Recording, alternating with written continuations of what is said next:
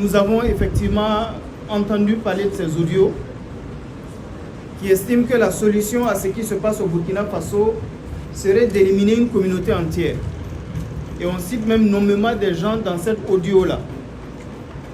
Ce que nous allons dire, c'est trois choses. La première chose, l'essence même de l'islam, c'est la justice. Et l'injuste n'entrera pas au paradis. La deuxième chose, le musulman ne fait de tort à personne.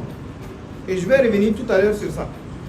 La troisième chose, les personnes qui souffrent le plus de la situation dont nous tous nous souffrons au Burkina Faso, ce sont les gens de cette communauté qu'on stigmatise.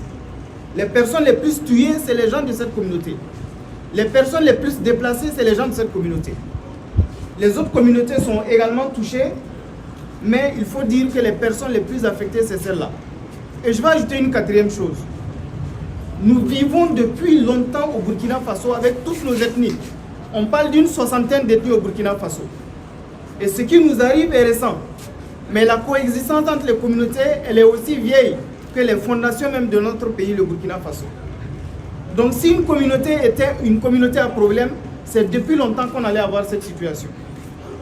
S'il y a des gens qui pensent que dans cette symbiose, dans cette harmonie, dans ce vivre ensemble-là, il y a à redire, surtout qu'ils n'invoquent pas l'islam. Parce que l'islam nous a interdit même d'attenter à la vie d'un non-musulman dans un état musulman. Le prophète sallallahu alayhi wa sallam est celui qui tue le non-musulman dans un pays musulman, sans raison, il ne sentira même pas l'odeur du paradis. À plus forte raison, pour des fausses raisons, pour des fausses justifications.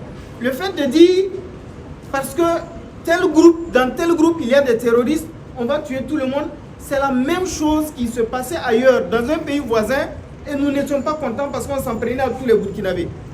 Et dans notre propre pays, nous allons nous en prendre à des gens parce qu'ils...